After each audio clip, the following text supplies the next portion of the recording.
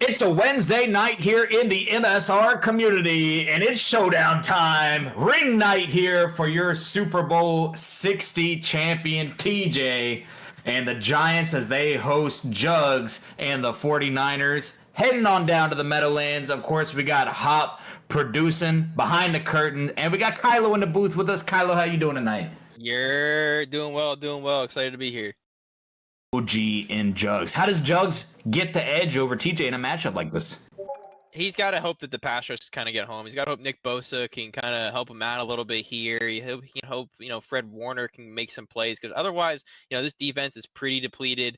Their offense is pretty much just still George Kittle and Christian McCaffrey with Brock Purdy doing, minimal Brock Purdy stuff with that. They're 86 throw powers. We're getting down that field here. So I think Jugs has got to got to slow the game down here. The offensive user start this game. I like a little bit of aggression here from Jugs, making some checks at the line. Takes the snap, and Purdy swatted down by Sexy Dexy, and that's going to bring up a 2nd and 10.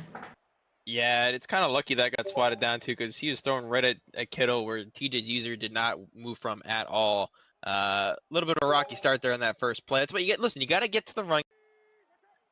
And here we go. 1st and 10 from the 15. You got 2 in the backfield. You got good blocks, but he rolls out of the pocket and he's going to throw that up over 2 defenders. Somehow almost comes down with it, but that is a risky throw. Quadruple coverage, actually. Quadruple coverage, and that's that Jugs in the money zone situation that we kind of got accustomed to seeing here in his MSR tenure lately. Not a good throw, not a good decision. I know he almost came down with it, but that was lucky it wasn't picked. We'll see what he does here. And here goes Dart. Whip route. He's gonna take a sack here. Wow, he had open stuff. A lot of options there. I thought he was gonna go either to the whip route or to that inside route right above it. But he's going to end up taking a sack. 3rd and 12 down in distance. This is a must punt if he can't get the first down here. Let's see what Jug shows him defensively. It looks like a 3-man rush. Dart takes the snap, and that's going to be out route. And 4th and short! He can't go! Whoa! And he just kind of couldn't get the ball across the line, I guess. It had to have been close, but he's got to punt this football away. What a tough break for TJ. Wow. Tough break. But listen, he set himself up for that with the first two plays. Some trouble. And he gets hit again. Whoa, what a catch! Oh my God, Kittle! He's out for it. What a throw as he gets hit. Brock Purdy just put it on a rope for the veteran tight end. And that's a chain mover. Purdy standing in there, and Kittle. What a day for Kittle so far. This connection is looking pretty good so far. And this is going to good pocket. Oh, no, Jugs, come on.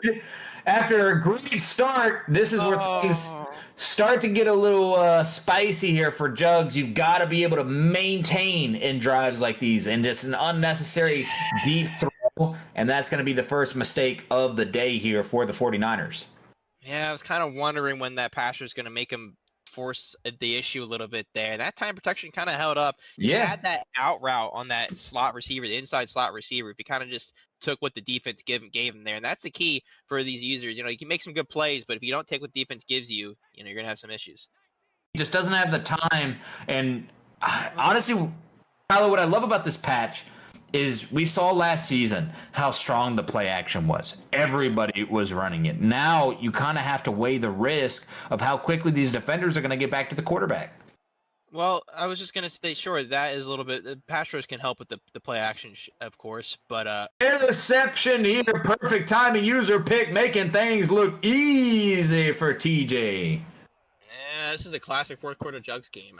That whole 3-play sequence. I don't know what the decision making and the thought process was in any of them because I don't think there was any. That's the issue.